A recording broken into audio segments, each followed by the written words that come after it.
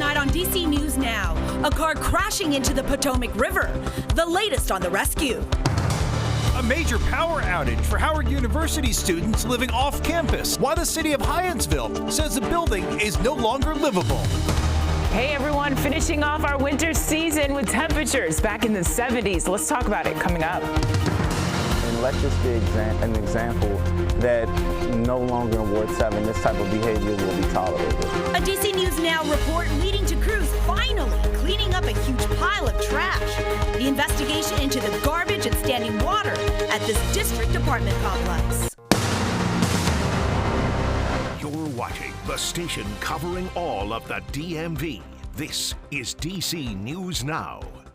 Hi, everyone. Thank you for joining us tonight for DC News Now at 9 o'clock. I'm Chris Flanagan. And I'm Susan Tran. An apartment building in Maryland, home to students from area colleges, in hot water tonight. Yeah, it certainly is. It's been days now since V Towers has had water or electricity. Now the city of Hyattsville says students should find other places to stay.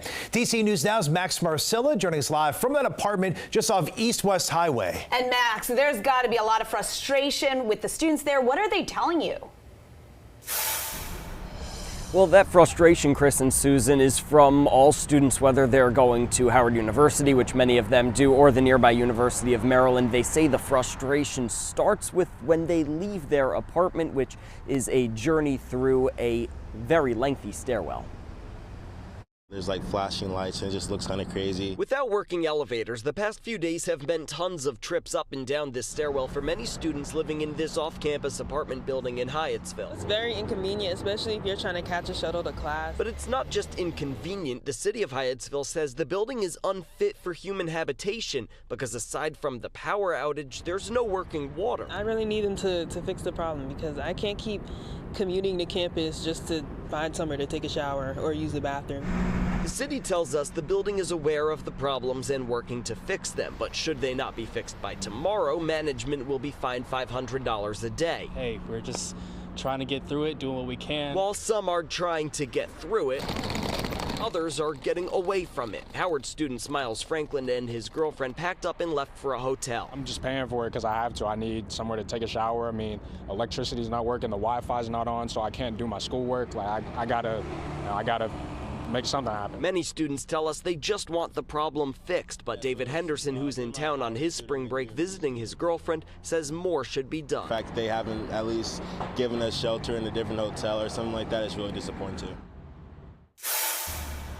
So you saw that notice that the city put on the door. It does not mean that if you live in there you have to leave, but the city is saying if you do have another place to stay, it's probably a good idea to do so. Now tonight we reached out to V Towers management to ask about any progress, whether it's on the power outage that's impacting the elevators or on the fact that there's no water. We have not heard back. Again, that inspection is going to happen from the city tomorrow.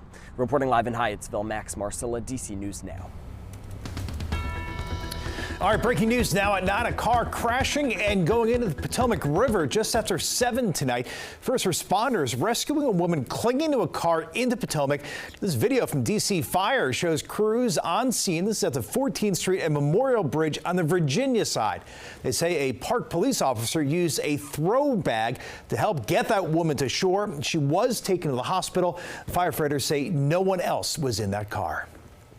All right, let's get a first check on the forecast. Chief Meteorologist Janessa Webb. I love today, and I'm excited about tomorrow because Chief Meteorologist Janessa Webb, you're thinking that it's going to be even better. It is going to be better. So excited for an even better day. Warmer temperatures. Yeah. That's what we're going to be dealing with. The 70s, they are finally coming to the DMV and going to be sticking around for a solid 24 hours, folks, before we start to deal with another change, another cold front that will make its way in from west to east. At this point, I do have a few isolated spots across Kaiser, Cumberland, Western Maryland. You will touch 80 tomorrow. 57 right now. We're sitting under a lot of clearing. It's still pretty cool across the region with a southerly wind, 5 to 10 miles per hour, but you have some spots back into the middle 40s. 57 for D.C. up towards areas like Westminster in eastern Maryland. You are sitting a little bit cooler than the farther west locations. 5 to 10 mile per hour winds, not bad tonight. High pressure taking over, and then that closer look from satellite composite radar,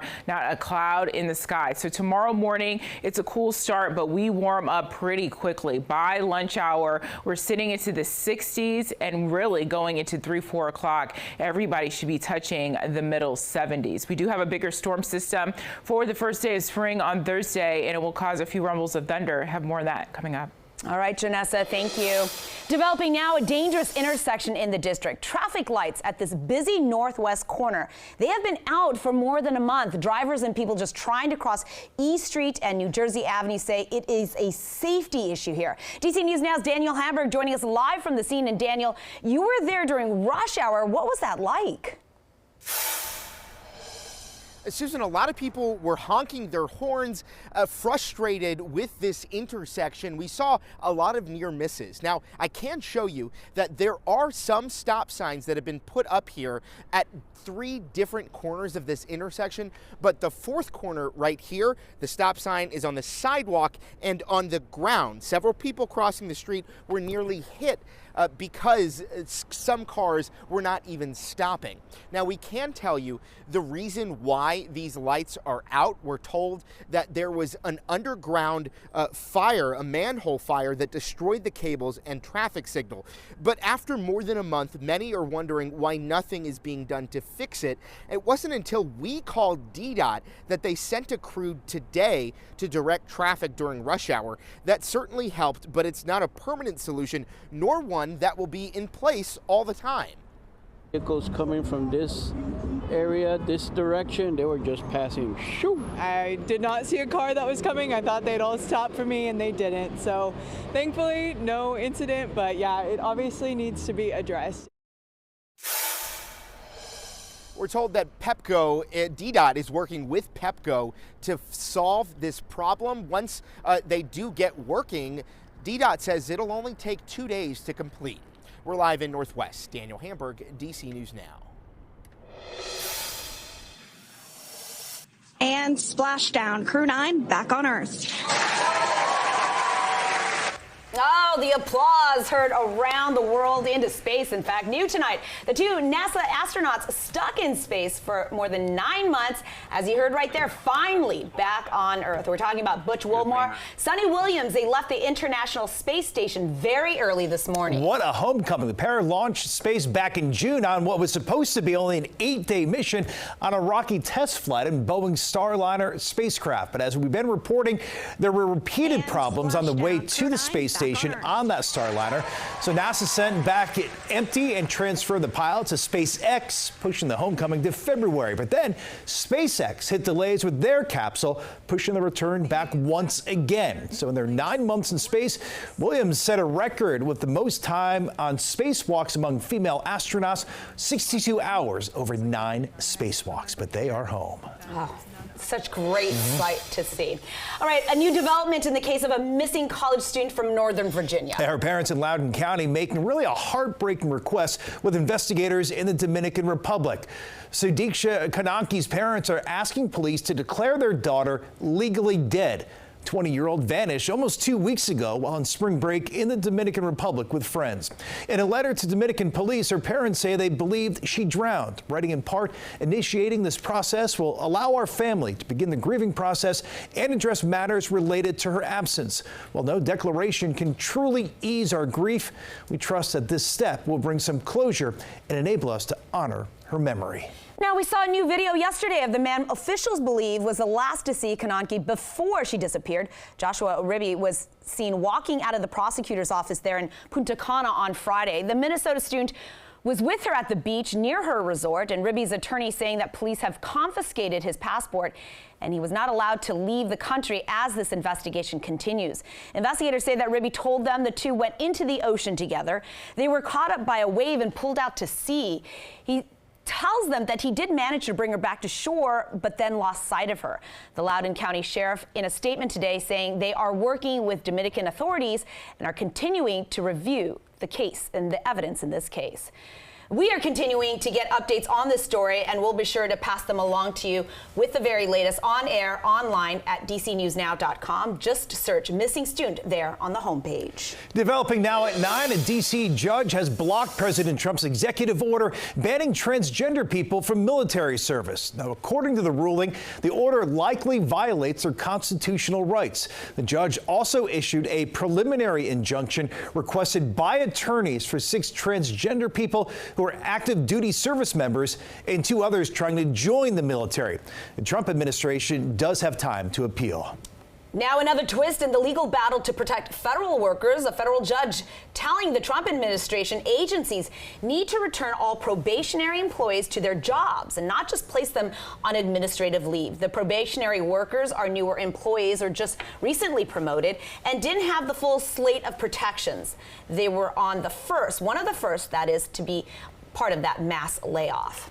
Now, some of those workers came out to voice their concerns in Maryland. In Prince George's County, there are roughly 40,000 federal workers, so the impacts there are really far-reaching. And they really are. It's why hundreds of people worried about the future crowded into a town hall in Suitland. DC News Now's Tim Reed shares their stories.